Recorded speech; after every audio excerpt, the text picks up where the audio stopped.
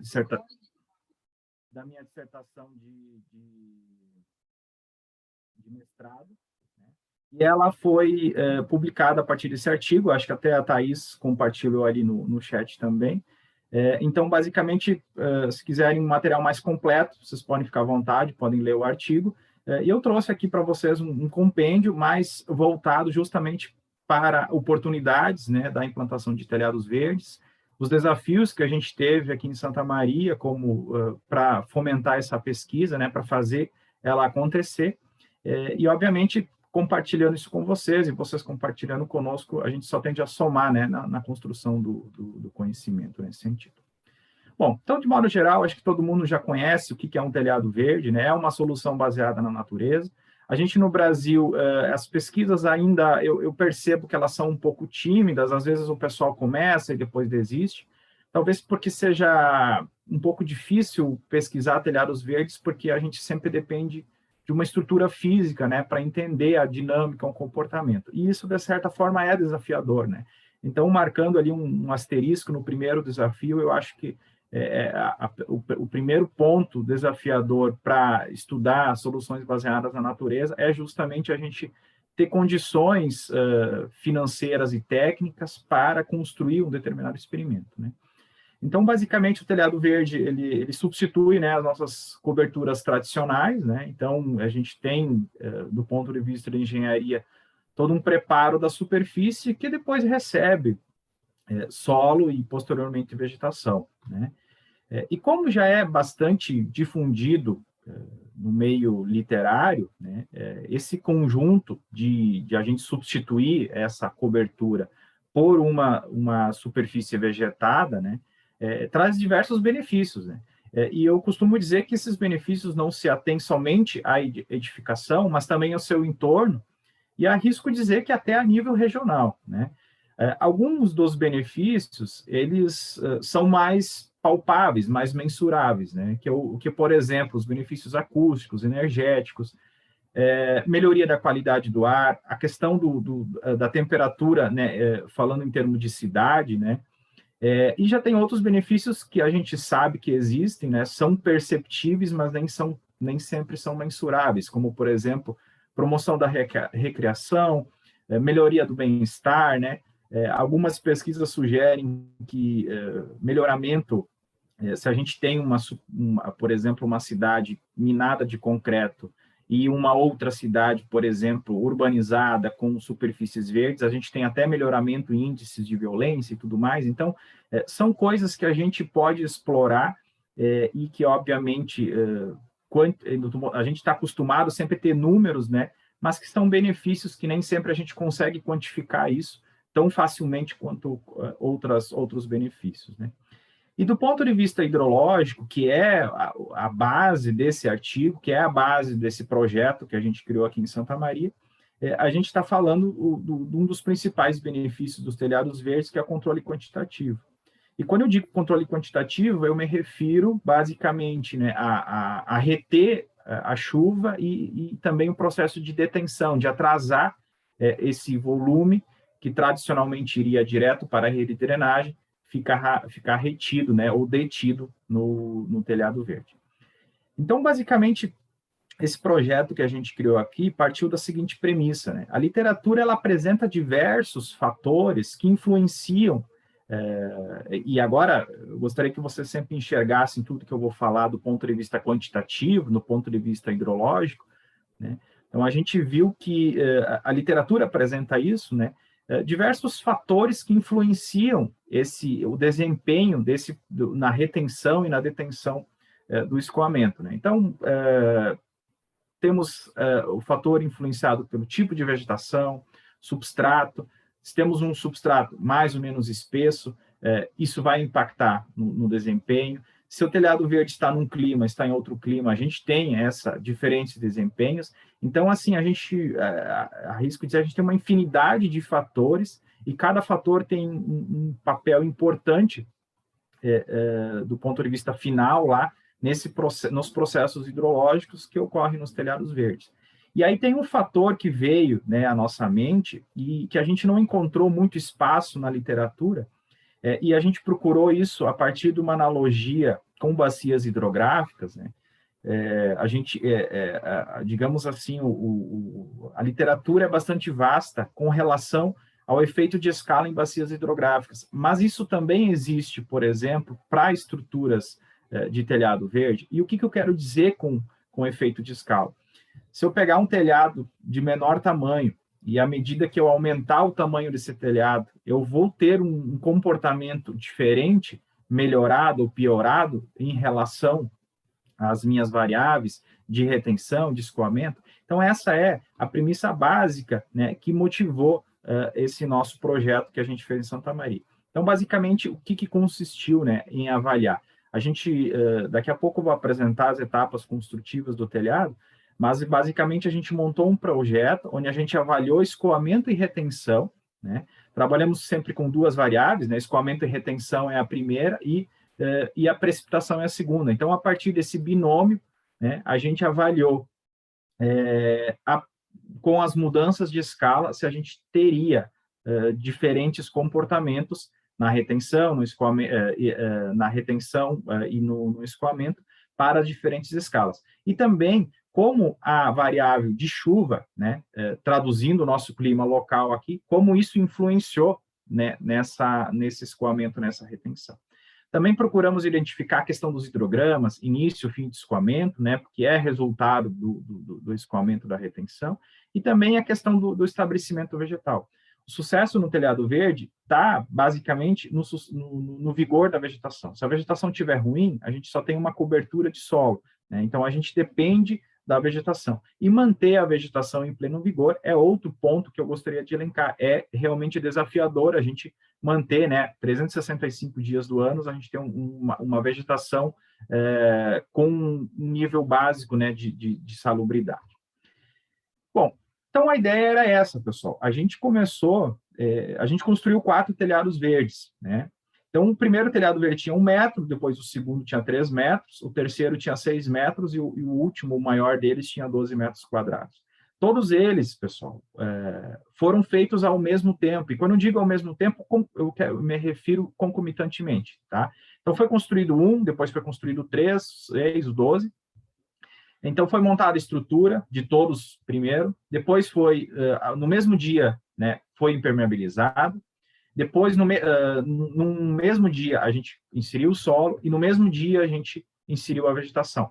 Por que eu estou salientando o fato no mesmo dia? Porque a gente quis criar condições análogas para todos os telhados, né?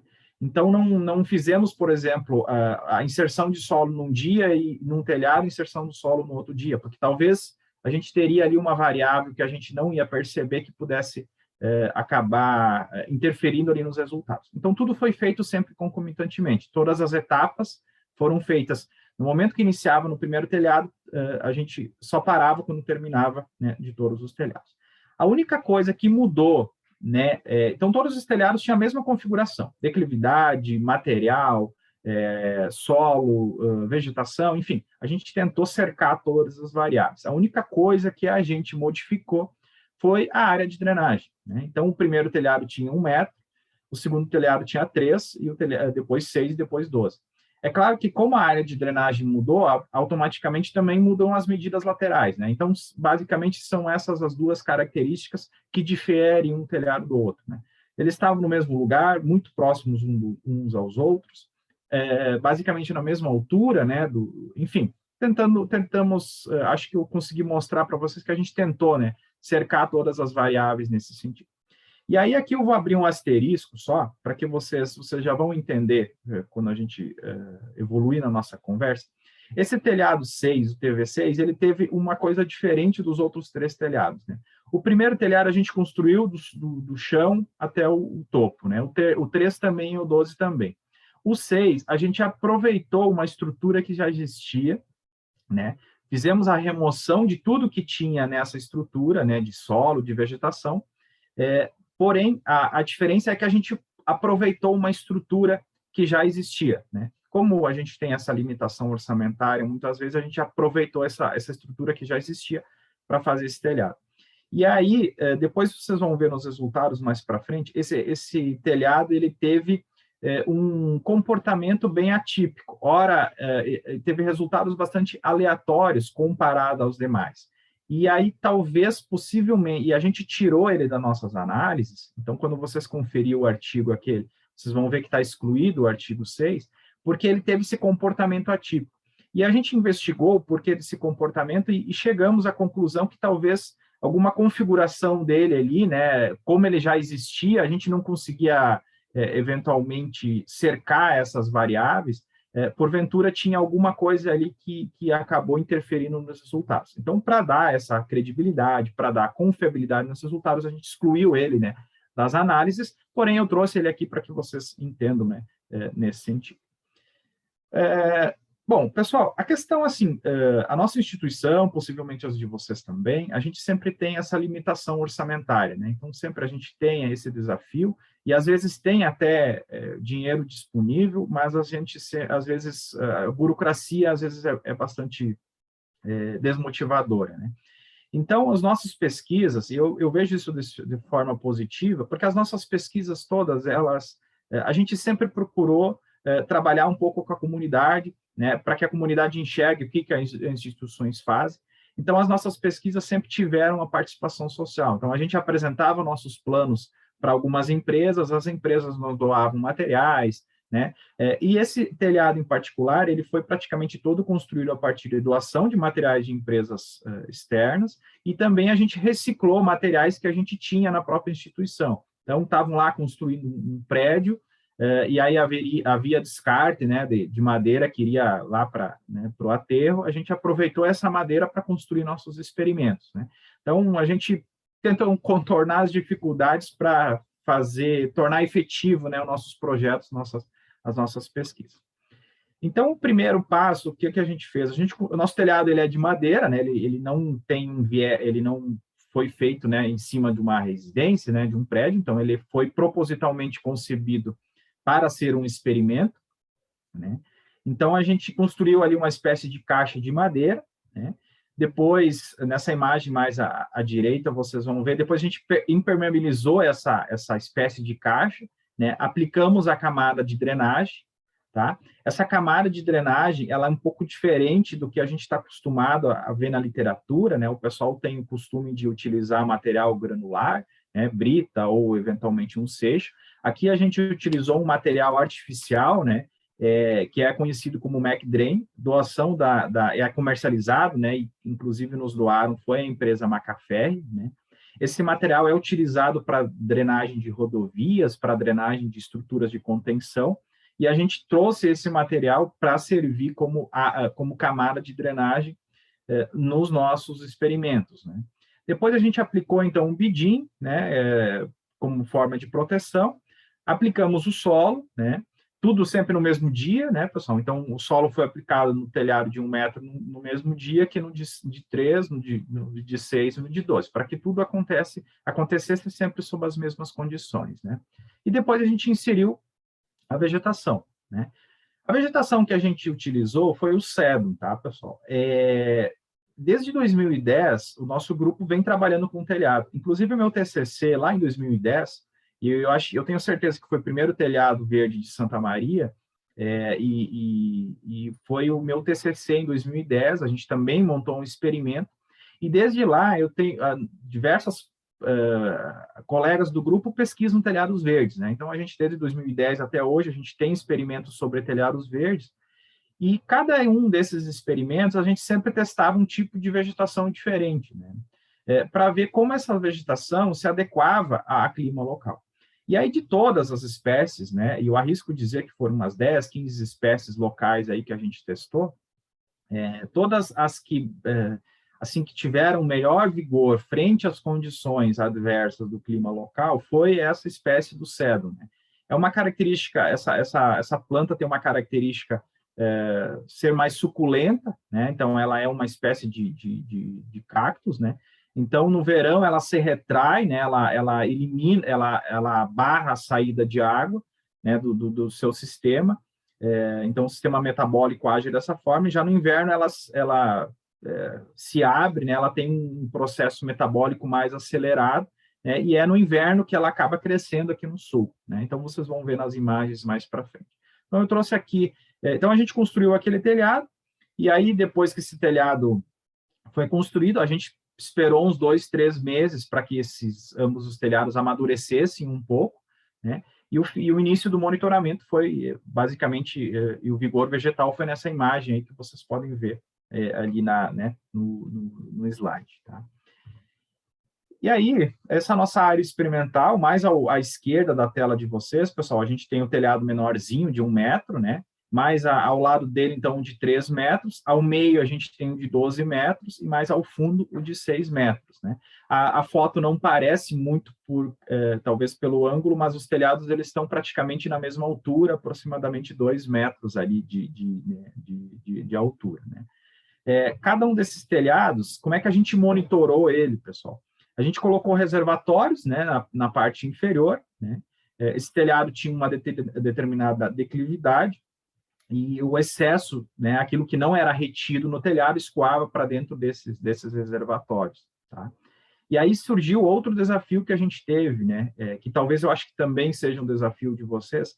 A gente sempre teve muito problema com relação ao sistema de monitoramento. Né? E os sensores que tem no mercado, e isso eu digo por experiência própria, além de ter um preço bastante elevado, à época, né, enfim, hoje isso está se democratizando um pouco mais, mas eu me lembro lá em 2010, quando eu comecei, a gente utilizou sensores comerciais que eram caríssimos e eles nunca atenderam o nível de precisão que a gente precisava, né, porque a gente está falando de escoamento em reservatórios, né, então a gente tem uma variação de nível muito pequena ao longo do tempo e a gente precisava, assim, de sensores que tivessem essa capacidade. E, então, isso foi também um desafio no nosso experimento, e a gente acabou optando por desenvolver o nosso próprio sensor. Né? Então, o grupo parou ali e desenvolvemos um sensor baseado em hardware livre, né? Construímos um sensor para esse tipo de experimento. Né? E que nos atendeu do ponto de vista de precisão muito adequado e também toda a questão do hardware livre, facilidade de manutenção, enfim, produtos acessíveis financeiramente. Então, foi um outro desafio que a gente teve, que a gente resolveu, né, nesse experimento.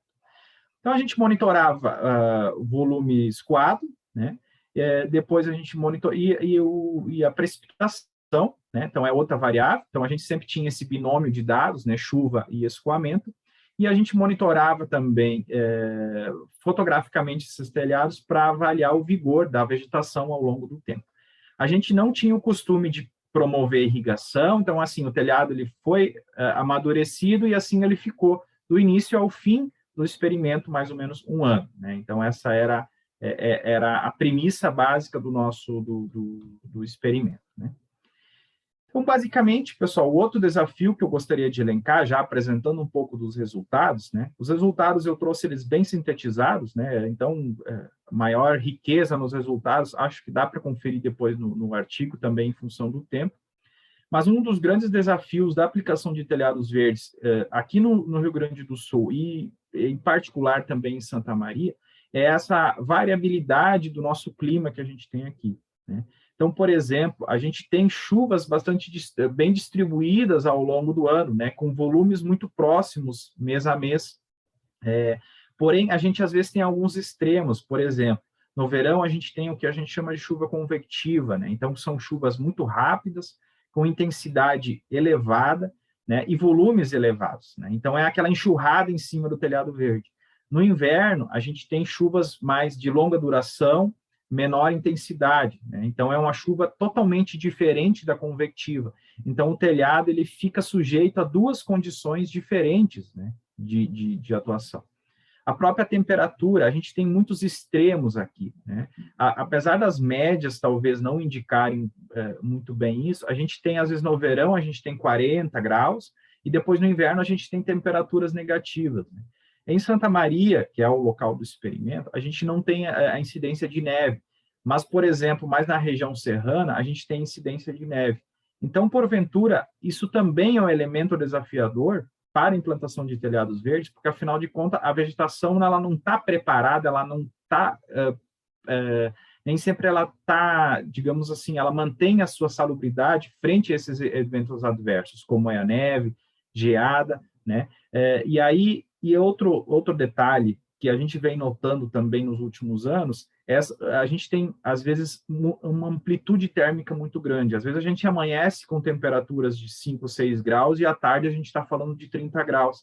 Então, obviamente que a gente tem, isso vai afetar todos os processos metabólicos da vegetação e, obviamente, que a gente vai ter uma correspondência, né, um efeito sobre o escoamento, né, sobre o desempenho desse telhado verde. Então, é outro ponto desafiador que eu elenco aqui na nossa conversa.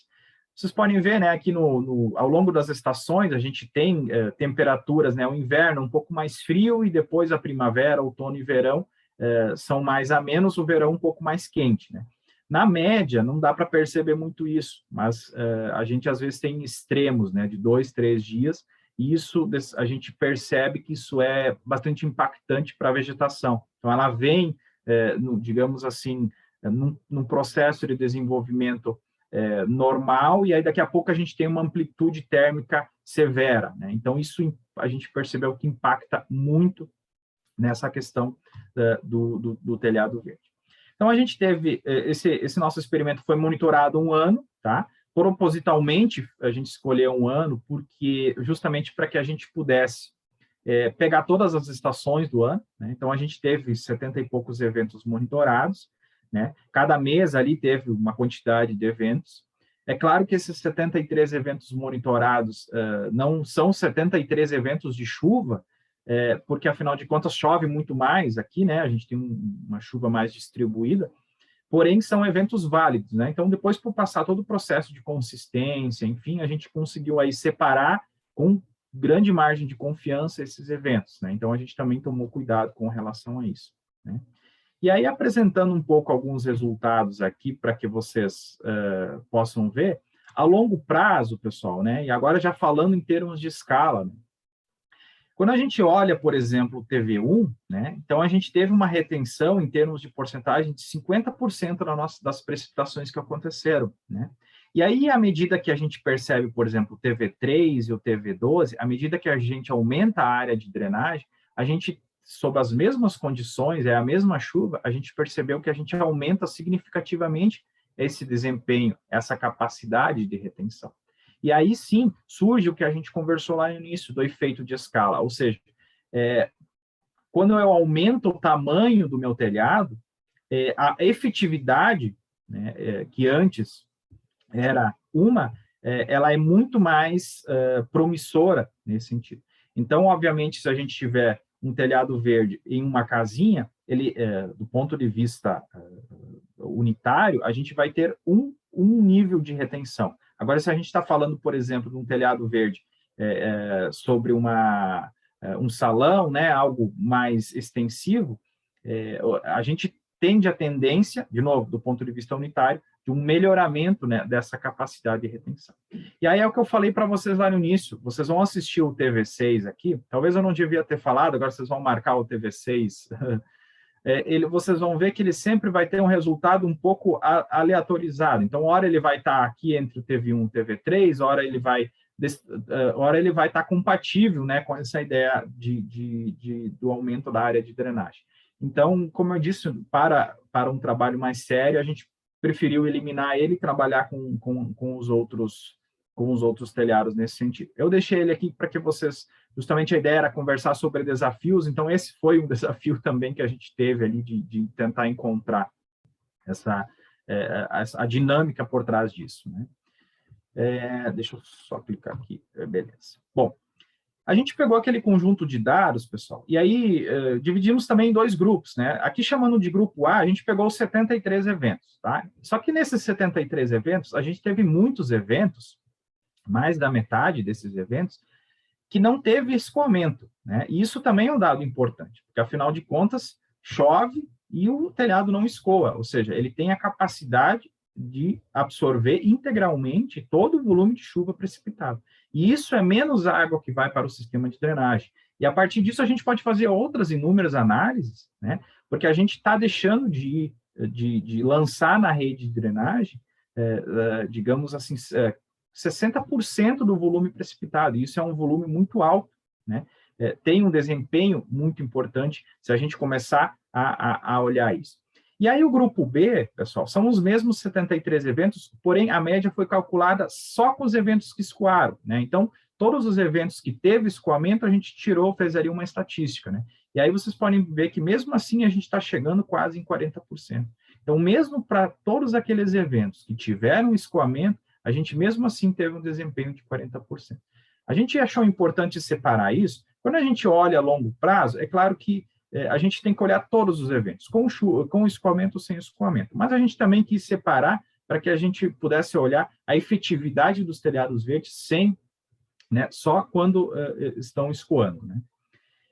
Quando a gente olha isso de forma unitária, pessoal, né, e traduzindo isso em volume, né, então, por exemplo, a gente teve um escoamento por unidade de área, né, aqui calculando, não é pelo tamanho do telhado, mas sim por unidade de área, de quase 8 milímetros a cada metro quadrado, né? E à medida que a gente aumenta a proporção da área, a gente melhora esse desempenho. Então, a gente está partindo de quase 8 milímetros por metro quadrado para quase 11 milímetros quadrados, né? Então, a gente tem um melhoramento de aproximadamente 3 milímetros por unidade de área, né, dos nossos telhados verdes. E aí fica novamente evidente que o tamanho da área de drenagem, né, influencia, é um aspecto a ser considerado quando a gente quer, do ponto de vista experimental, avaliar o desempenho de telhados verdes, tá? Essa outra tela aqui, pessoal, tenta trazer novamente a retenção a longo prazo, porém agora já aberto por telhado, né? Então, se a gente olha a retenção ou o coeficiente de escoamento, por exemplo, para o TV1, a gente teve um desempenho de 77% de retenção. E quando a gente pula para o TV12, a gente teve um desempenho melhorado, pulamos para 86% de retenção, né? Então, isso realmente é um valor muito importante e significativo, né, quando a gente está tratando nesse sentido. Quando a gente olha esse coeficiente de escoamento, o número é inverso, né, mas ele tenta refletir isso também. Então, o coeficiente de escoamento de 0,23, que já é baixo para um telhado verde, né, ele melhora ainda mais quando a gente aumenta a área de drenagem, né? Então, pula de 0,23 para 0,14. Quando a gente olha novamente o grupo B, lembrando que o grupo B é aqueles eventos que geraram, só os que geraram escoamento, né? Então, a gente tem ali uma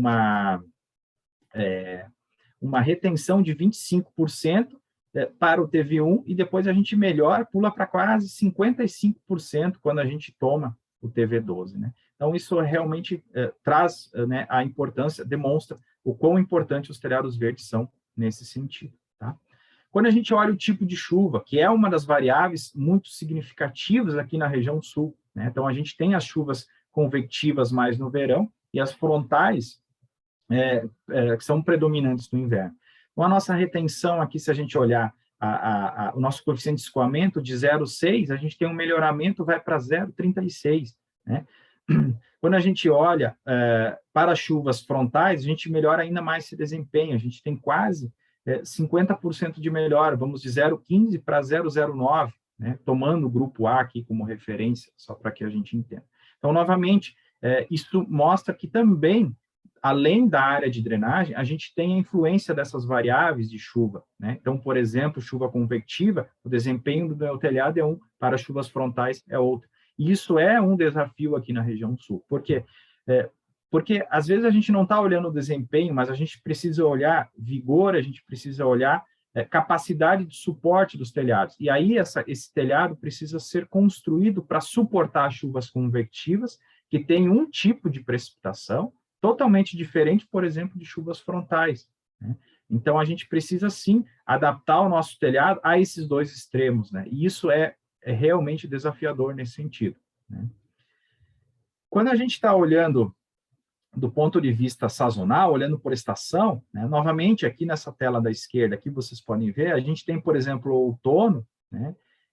A gente tem um determinado nível de retenção, no inverno ele diminui um pouco, né? Por conta, né, a gente tem a temperatura mais baixa, depois na primavera a gente percebeu que aumenta um pouco mais esse desempenho, e se mantém estável no verão, né? No verão, a gente decresce um pouco o desempenho, mas também, se a gente observar, né, ao longo do nosso período monitorado, a gente teve mais chuva no verão, então talvez isso influenciou um pouco nos resultados, né? Mas isso está condizente justamente com a outra literatura, com o que a literatura nos apresenta, né? No inverno, temperaturas mais geladas, né? Obviamente que os processos metabólicos, eles são um pouco mais lentos, a temperatura é mais baixa também aqui no sul, automaticamente menos água é eliminada para a atmosfera. Então, obviamente que o desempenho nesse sentido também cai um pouco, tá? Então, são algumas variáveis a ser considerada quando a gente começa a olhar no detalhe, né? Ah, o meu telhado no outono tem um comportamento, quando eu chegar no inverno tem outro comportamento, né? Quando a gente olha volume de chuva, pessoal, né? Então, volume de chuva bem baixo, por exemplo, menor que 20 milímetros, né? A gente quase não vê diferença entre as escalas. Porém, quando a gente começa a aumentar o nosso volume de chuva, e que são os eventos importantes, os nossos eventos extremos, que cada vez mais a gente vai ter em função dessa dinâmica de mudanças climáticas, a gente percebe que os telhados verdes, à medida que a gente aumenta a área de drenagem, vai melhorando o seu desempenho. Então, por exemplo, se a gente tomar o TV12, a variabilidade e o ponto médio dele é relativamente, levemente superior aos outros telhados. Então, a gente tem esse melhoramento nesse sentido, tá? Quando a gente olha eventos mais extremos ainda, acima de 40 milímetros, isso se torna ainda mais pronunciado, né? Como vocês podem ver nesse gráfico na direita aqui, tá? E aí, pessoal, como eu disse no início, a gente tentou cercar algumas variáveis, né, para tentar entender que tipo de variável influenciava no desempenho do telhado verde, né? Então, e essas variáveis sempre trabalharam com um binômio, né? Chuva e escoamento, né? Então, quais são as variáveis inerentes à chuva, ou seja, as suas características, que influenciaram nos telhados verdes? Então, basicamente, a gente detectou que as variáveis que mais influenciaram foram o volume precipitado. Isso também ficou evidente nos resultados do slide anterior, né? Então, a gente teve esses valores que vocês estão vendo na tela, na verdade, são coeficientes de correlação, né? Dentro dessa proporção de fraco, moderado e forte. Então, a gente percebe em amarelo e em verde, então, o que mais influenciou foi o volume precipitado, seguido pelo que nós chamamos aqui de volume máximo precipitado de uma hora, né? Então, é uma variável que a gente desenvolveu e que também influenciou, a gente percebeu que influenciou nesse desempenho do telhado verde. E depois, em menor escala de influência, porém, também sendo um fator que influencia bastante, por exemplo, a duração do evento e intensidade média, né? Apesar de ter uma correlação fraca a partir da correlação de Spearman, a gente sim percebeu que existe uma certa influência com relação da intensidade da chuva e também com a duração desse evento com relação ao desempenho desses meus telhados verdes, né? E em menor escala, o período seco antecedente, né? Que eu quero chamar aqui de período seco antecedente, eu me refiro à umidade do solo antes de ocorrer o evento de precipitação. Então, influenciou menor.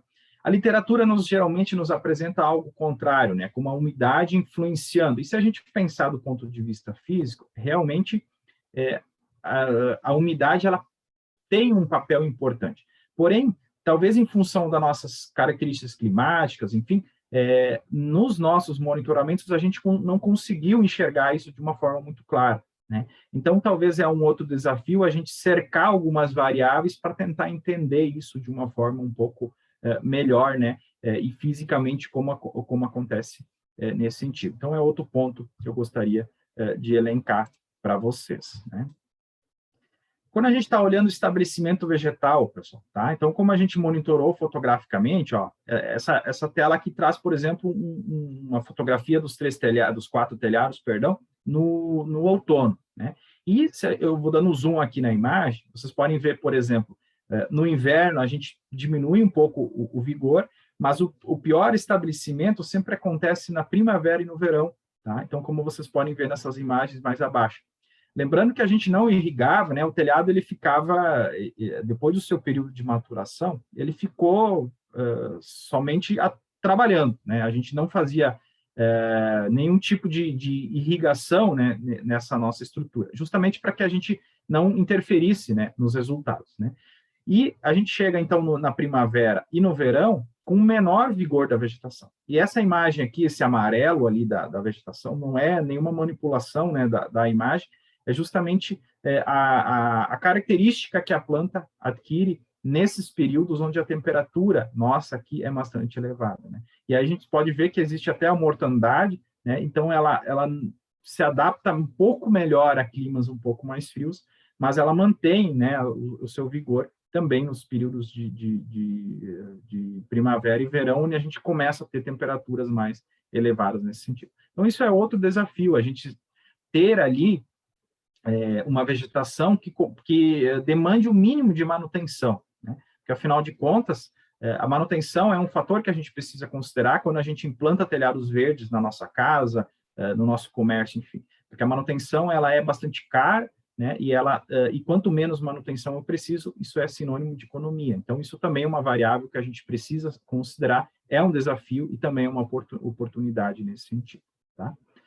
E já finalizando, pessoal, então um resumo dessa nossa conversa, né? Como vocês viram, e obviamente já sabem, né? O telhado verde tem efetividade na retenção de escoamento.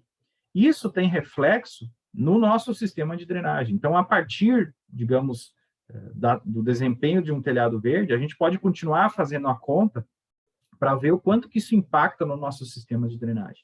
Se a gente tiver um determinado nível de telhados verdes numa determinada cidade, como isso impacta o sistema de drenagem? E não estamos falando apenas quantitativamente do sistema, né, na questão do sistema de drenagem, mas a gente está falando de qualidade de água, né, menor lavagem da superfície, porque a gente tem menor volume de água que vai para o sistema, então isso também impacta do ponto de vista da qualidade, né? Temos alguns desafios ainda que, por exemplo, e oportunidades, que eu vejo isso, a gente pode combinar telhados verdes com, por exemplo, estruturas de armazenamento, né, com reutilização de água. Então, por que eu digo isso? Porque, afinal de contas, às vezes a gente entra num conflito de benefício. Então, o telhado verde ele retém o escoamento, mas depois a gente precisa de água da rede pública para irrigar o telhado verde. Então, parece que existe um conflito ali de benefícios, né? Porém, isso dá para ser sanado se a gente conseguir aliar dois sistemas, que é o telhado verde com talvez um processo de armazenamento e reutilização de água. Então, a gente armazena aquele volume escoado e depois utiliza ele para o processo de irrigação, né? Então, é outra, digamos assim, outro desafio, outra oportunidade que a gente tem, né, de trabalhar com esse sistema baseado na natureza, que é o telhado verde. E aí, nós, como disse, esses resultados que eu trouxe são mais breves, né? No paper, eles estão um pouco mais detalhados, né? Se torna um pouco, existe uma riqueza maior de detalhes na sua explicação, mas a gente pôde perceber claramente que à medida que a gente aumenta digamos, a área de drenagem, a gente tem um melhoramento do desempenho, né, dos telhados. E aí, as variáveis que mais influenciavam, então, foram o volume de chuva, foram o volume máximo precipitado, a intensidade, já a duração dos eventos teve menor, digamos assim, efeito, né, sobre o comportamento, a umidade antecedente, um pouco contrária ao que a literatura nos diz, mas a gente não conseguiu detectar que ela teve uma influência muito grande, né, para o nosso clima, para a nossa região, né? Então, tem essas características que influenciam. O próprio estabelecimento vegetal, obviamente, mais desafiador, né, no verão, né, ele tem um vigor, digamos assim, menos promissor, e isso impacta no desempenho do telhado, diferentemente no inverno, a gente percebeu que tem um vigor cada vez maior. E aí eu trouxe alguns elementos para justamente enriquecer a nossa discussão e para que a gente possa, depois de encerrar, já estou encerrando aqui, para que a gente possa discutir isso tecnicamente, né? Então, por exemplo, como eu disse no início, a gente tem no Brasil uma riqueza de climas muito, muito grande. E isso é desafiador na questão da implantação de telhados verdes e, obviamente, para outras soluções baseadas na natureza, né? A gente tem na região norte períodos de intensa chuva e depois períodos extensos de seca, né? Como o telhado verde vai sobreviver, como ele vai se comportar naquela região. Aqui na região sul e sudeste, a gente tem um clima mais distribuído, mas a gente já percebe, em função de fenômenos, por exemplo, de El Niño e Laninha, que a gente às vezes tem extremos, né? Temperaturas muito altas em alguns dias e outros dias temperaturas próximas de zero, né? Então, obviamente que isso vai impactar no desempenho e na qualidade do meu telhado verde. E claro que a nossa conversa aqui, ela está concentrada em desempenho quantitativo, do ponto de vista hidrológico. Mas talvez, quando a gente trazer isso para o mercado, por exemplo, a gente precisa garantir que esse telhado tenha uma estética boa ao longo do ano, né? E isso é desafiador dentro do clima que a gente tem, né? O tipo de vegetação que a gente vai aplicar, né? E aí eu vejo ainda e a gente teve isso, né? O sistema de monitoramento também foi um pouco desafiador para a gente, né? Mas quando a gente tem os desafios, isso nos leva a pensar e a gente conseguiu resolver isso, né? Então outro elemento que eu enxerguei ali como um desafio, mas ao mesmo tempo uma oportunidade. E por outro lado também agora algo mais particular, eu percebo que ainda, porém devagarinho a gente está melhorando, existe uma resistência por parte das pessoas de utilização desse tipo de estrutura, né? Ele ainda está concentrado numa minoria, né? E aí e tem uma grande parcela da população que, além de ser resistente a esse tipo de estrutura, acaba ainda atuando de forma a denegrir, né? Então esse é um outro desafio que eu enxergo, essa mudança cultural que devagarinho está acontecendo, mas e que é um grande desafio, uma grande oportunidade também. Ao mesmo tempo que é um desafio, também nos dá uma oportunidade para que a gente possa trabalhar com relação a isso, né?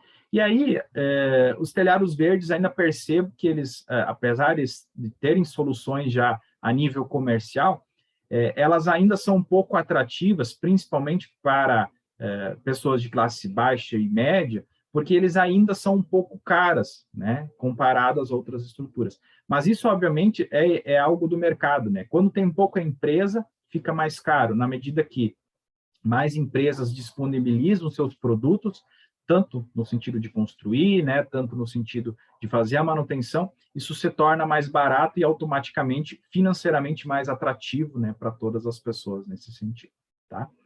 Então, é mais ou menos isso, pessoal. Eu acho que eu me estendi um pouco mais do que eu deveria, mas tentei montar uma apresentação bem modesta, bem simples. Espero que eu tenha conseguido trazer um pouco daquilo que a gente trabalha aqui em Santa Maria, aqui no Rio Grande do Sul. Acho que a gente, aqui no estado, a gente é uma das poucas universidades que trabalha ainda com telhados verdes. Então, e a gente ainda tem muito para investigar, né? E, obviamente, contar com outros pesquisadores do Brasil, inclusive vocês, nesse sentido. Tá bom, pessoal? Meu contato para todos que estão assistindo tá aí na tela.